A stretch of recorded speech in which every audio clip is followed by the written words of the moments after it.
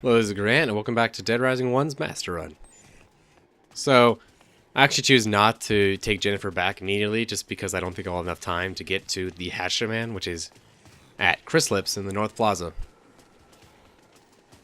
So I'm hoping I can just stick her in a corner and he'll ignore her, which is actually the case.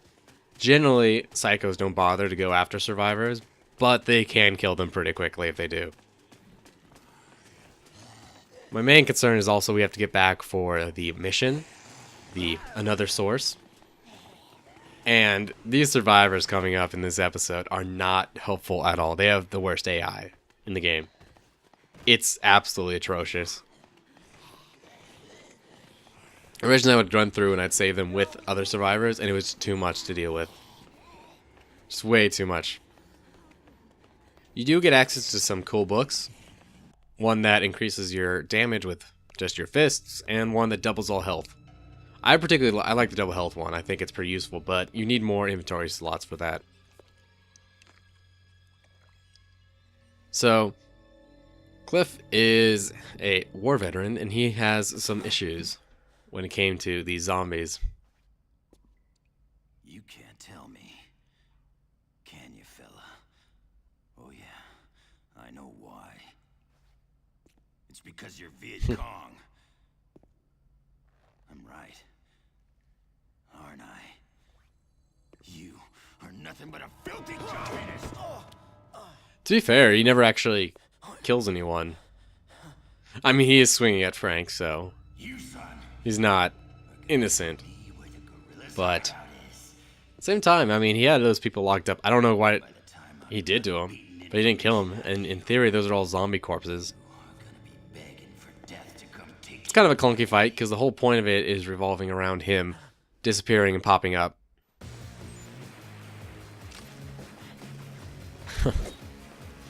So I'm going to try and get Jennifer behind the counter before I die. His voice actor is really familiar. I don't know what it is, but it sounds really familiar. Goal is, he's going to run away once we hit him. So I just hit him once, and I try to hit him again, but he hits you somehow. Jennifer glitches out in the center. I think it's the case because when you're in this fight, you're actually in a separate Crislips, and I don't think she has pathing for it. So instead, she spins because she can't go anywhere. If you go up here, he can't reach you. At least I've never been able to get him to. It was a shovel. I'm looking for food. There's not much food in here. And I don't have time to go to run to Sean's or anything. So our goal is we gotta find this guy and take him out. I don't think it's that hard, but when you're wanting for time, you kind of want things to speed up. I don't think I've ever seen him do that. But surprisingly, it only does one block of damage. So, I guess I get lucky there. So basically, I'm trying to look for him out on these shelves. What I do, you shoot him and he'll come down. Hit him once, and repeat. I think he might have actually been running around here, which is why I look around like that. Really, it's just a question of finding him. Which at this point, I'm like, oh, please tell me I'm not running out of time.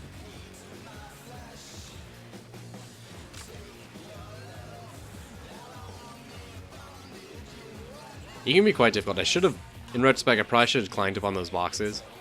Just so I could see him easier. He throws those flares, and if you walk in the smoke, you'll be stunned. You can also take a photo when he's dropping down. Generally, I don't think it's worth it doing those photos. Like, if you can grab one easily, go for it, but I'm not going to delay the fight just so I can get one little photo. So actually, this is my second time recording this. I actually made a mistake and deleted a bunch of my videos before I exported. Did not go well. I think he's a really interesting character. He has, I think, a good reasoning to be crazy. And the craziness kind of makes sense more than just, oh, he's just a clown that's crazy. Here. Take this.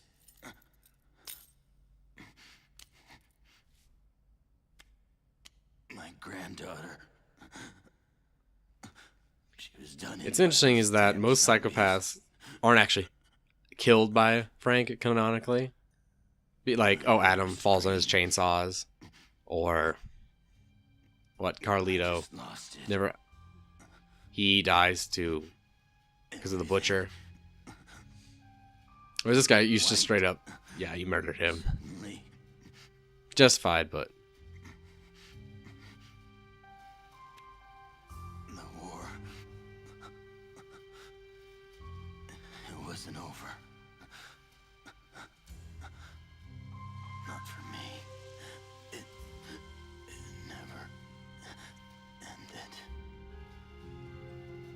I would love to see, like, if Dead Rising did a really serious look at stuff. Like, a very serious game, like, not as silly. They could tell some really interesting stories.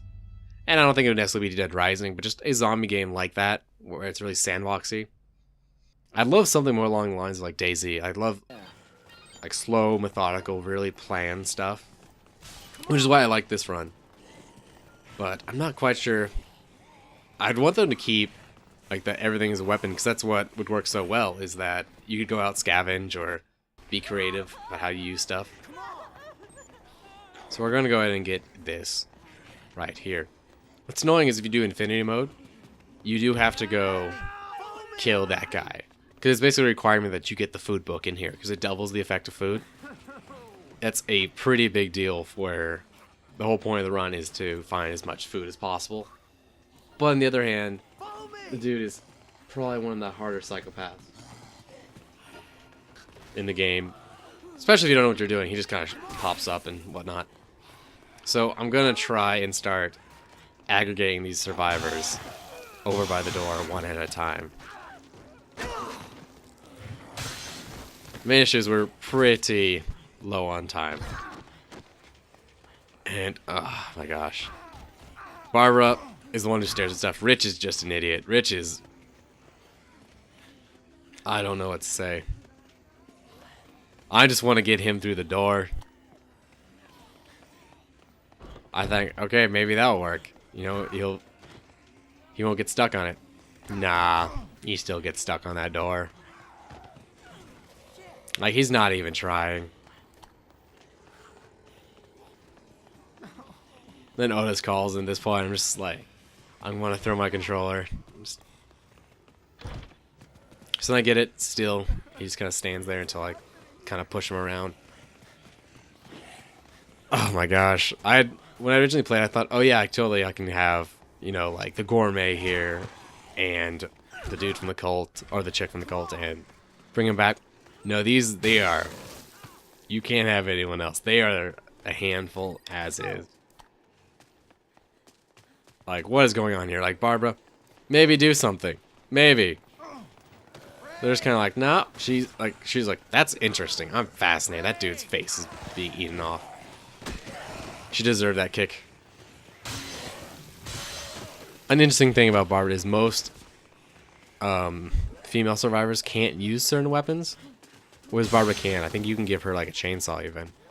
Like a full chainsaw. It's kind of weird. They have these little tidbits. I think that's true about other stuff. Like, later on in this episode when we get to Paradise Plaza, there's Rich actually crawls on the ground, and I've never seen that before. Particularly, he never gets up. Which normally I've just had to go up, kill the zombies, and be like, let's go. And they'll get up and they're fine. But this guy, I don't know. It's something about their like really cowardly survivors, coupled with the fact that, oh, they have terrible AI. I don't know why the AI on these three in particular is terrible, but it is. One thing I think it's kind of a missed opportunity is you can get a book from Sean, the cult leader, that makes them more aggressive and a little bit easier to move, but you don't get that until well into day 2, which is unfortunate because that's like, you've already done a big chunk of the game survivor rescues. It's like, what is he doing? He's like scratching his nose? I don't know. Most frustrating part of the run. I'm so annoyed at how annoying it is to move every single person in this group. And then of course it's like the cultists are here. Man.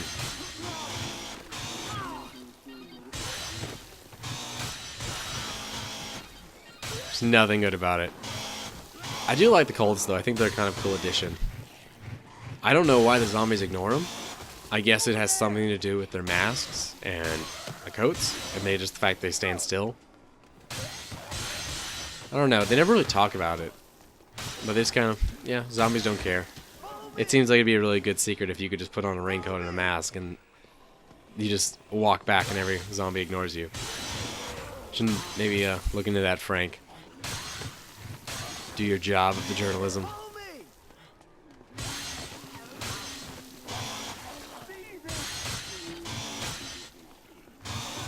They're pretty easy. I just hate the fact that they can knock you out. That makes them an extreme liability. I don't think they target survivors. Oh man. And it begins. Rich is going to... He's a bitch. Luckily there's a little trick here you can do if they are crawling. I try to get him to stand up. I figured if I kick him, usually that will reset. But it doesn't. So I throw stuff at him. He's just like, oh. It's unfortunate. Though here, I just kind of messing around, I kind of notice you can actually push them, which is actually a very good strategy. Which, because, I mean, I've never encountered this before where he just won't get up. But I'm like, oh, hey, wait, I can do that. So I just kind of push him in. Gosh, that cannot be comfortable for Rich, but he deserves it. At this point, I'm getting really close on time. And actually, don't even bother to get him in the elevator. I go, start the scoop, and I come back for him later. It's not too bad. I mean, if you have to leave someone, like, in another zone, the health does tick down, and it'll show you. But it's not so slow it's prohibitive. I'd say if you really needed to, you can go pretty far.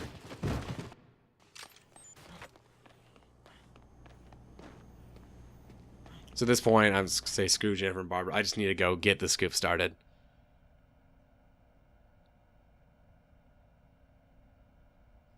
And then we'll have to go back out, get them, get in the elevator, get in. Just probably the least favorite part of the run. There's just nothing you can do to help them out. And of course, they're also annoying about trying to get up on the ledge.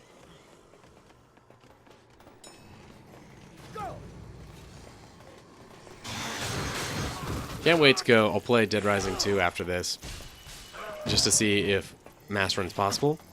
And I'm hoping to see that the AI was greatly improved. Just one lone zombie in there. Alright.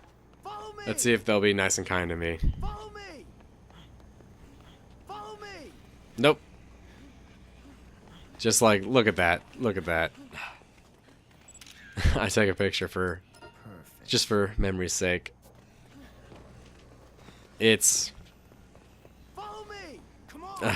I don't know. I don't know how this got by, like the fact that they have this ledge, because it seems like this would be immediately obvious to anyone that has ever saved survivors, is that the ledge is terrible. I mean, it could have been that maybe they just tested, like, okay, carry like these people back, like 1, 2 at a time. But it seems like there's some reason it got left in like that. I don't know what it is, but I hate whoever you are that approved that.